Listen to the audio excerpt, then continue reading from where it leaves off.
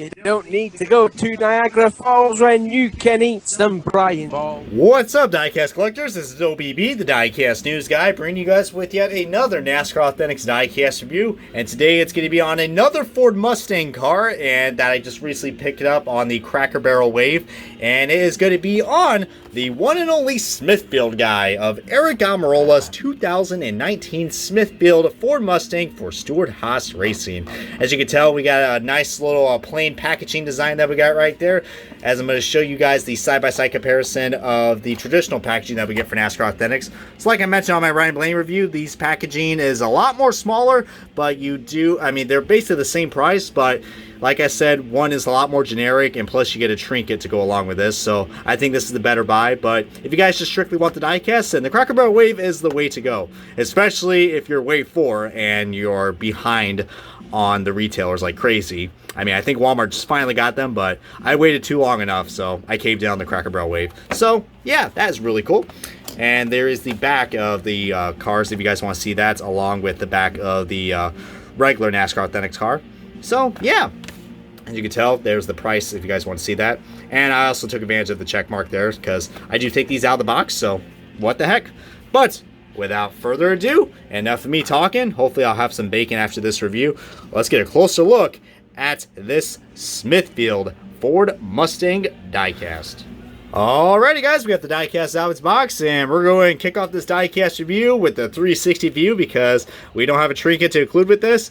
And you guys see right there, we got the Smithfield paint scheme making a return for this year, but in a new look. A new updated paint scheme with the newly configured Ford Mustang mold produced by Lionel Racing. And my god, this is a beautiful car, as you got a nice little flash right there. My god, that window is shining bright. Shining bright like a diamond. Note to self, OBB is not a professional singer, so I just cringed. Whoa! That Smithfield logo is crooked like shit. Look at that. My god, I think a drunk person freaking placed that somewhere.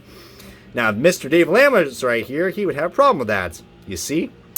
I mean, my god, Lionel, is this your appreciation to show David Land, right? I mean, my god, that's more like a big FU to the one and only Mr. Land. By the way, check out David Land if you guys haven't already. He is like a brother to me. We go to races together, and he is one cool mofo, if I do say so myself. He's probably like, Brian, what the hell are you talking about? But my god, guys, this is a beautiful paint scheme. There's a lot more going on to compare to last year's, but we'll get into that more shortly, as we even got the return of the metallic 10. That is just ever so slightly metallic, but looks really nice, especially if you look at the light. But so far, I don't really see any decal issues, guys. I mean, usually I do inspect my diecast a lot more, but with the Cracker Barrel Wave that I got, they had one of each car, so even if this car had a bunch of paint chips on it, I would still get it. Hey, there we go. There's a paint chip. I knew we couldn't have a perfect diecast. Oh, there's another one right there. Ooh. Yay, this feels like a NASCAR diecast review now. It's not a NASCAR diecast review unless you have the paint chips. Or it could be like my Brett Moffitt review and have the window sticking out like a sore thumb. Like I said, I should have not put my finger in there, but whatever. That's what she said, by the way. Oh man, I love doing these diecast reviews. I'm glad you guys are enjoying these, so because I just love having fun doing these, guys. But yeah, this is just a beautiful diecast, and my god, I mean, even though the decal quality is just horrendous, the mold is fantastic. As we go look at the bottom of the chassis, I mean, it's the L mold, so it's a good mold that we usually like. But yeah, Aric Almirola, man, I tell you what, he has not really had the best season so far, guys, compared to last year's. Stewart-Haas in general has been slacking like crazy, guys. I mean, like I mentioned on my diecast news, guys, we have, I mean, they have no wins this season. Not even Harvick. I mean, most of them are doing all right in the playoff standings. I mean, Harvick's actually, way above, but everybody else is just, especially Boyer and Suarez, woo. So, I don't know, guys. I think one of them is going to get the boot this year. I don't think it's going to be Almirola or Suarez. I'm hearing rumors that Boyer might get the boot after this year for Stewart-Haas, since, Almirola's on a contract year, same with Suarez and also Boyer. But I highly doubt Almirola, this guy right here, Almirola, is going to get booted, because he has a lot of potential. Just the Stewart-Haas cars have not been showing that much speed lately, guys. They have not, they have some speed, but they haven't been consistent. And that's a shame, guys. I mean, Almirola was doing really great last year. He got, some impressive stats that, just show just how great of a driver he is, and I'm hoping that we can see this guy back in the victory lane very soon. As now, we're going to go and start the diecast comparison of last year's car, which is the car that was released from Wave 3 of last year, the Ford Fusion. So, this is an entirely different paint scheme that we got right there. Even the Smithfield logo is bold. I didn't even know that. Well, bold is flavor, Brian. Is that their quote, or I think someone else had that quote? Either way, I think I just started a lawsuit right there. Whoopsie. That's why I don't take these diecast reviews seriously, guys. It's all for fun and games. Until someone gets sued. What was it talking about? Oh, yeah, the side-by-side comparison. We even got, of course, the big difference right there. The paint scheme, a lot more different. We have a lot more white going on. And, of course, we got the Ford Fusion body and the Ford Mustang. We got a black splitter, guys. You see the black splitter is sticking out a lot more than the Ford Fusion logo. Please, for the love of God, that was not a sexual joke.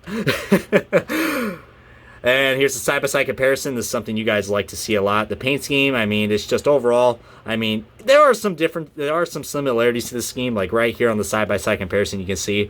But they added a lot more black, as you can see, because the paint scheme felt a little empty right here, so they added more black. Well, there's the controversial black stripe that we got right there for the laser inspection. But, I don't know, they can get caught with it now, because, NASCAR is restricting it even more. My God, look at that Goodyear tire, just so rubbed off. Whew. It's only been a year so far. Diecast quality, guys. But you see the metallic 10 is still there. It looks like it's a little duller, but it's still there. But it's a lot more shinier and brighter. Like I said, shining bright like a diamond on the 2018 version compared to this year. So the the gold is a little dulled out, but it doesn't look too bad. And here is the 2018 version and the 2019 version on top. As now we're going to the back of the car. We don't have the flavor hails from Smithfield. We just have the crooked Smithfield logo, which, might I say, Dave Land's going to hate that. And we got some inverted colors going on right here. We got a black deck lit compared to the 2018 version. And here's side-by-side comparison of the other side, which, is basically the exact same as the driver's side. Like a certain someone I know who says that a lot. Race Day 2011. But feel free to comment below which scheme you like a lot more, the 2019 version or the 2018. Personally, in my opinion, I loved last year's scheme, but this right here, guys, they absolutely outdid themselves, guys. My God, Stewart-Haas Racing has, a lot of cool paint scheme wrap designs. And this one right here is no exception. I'm hoping we get some more variants of the Smithfield car like we did last year.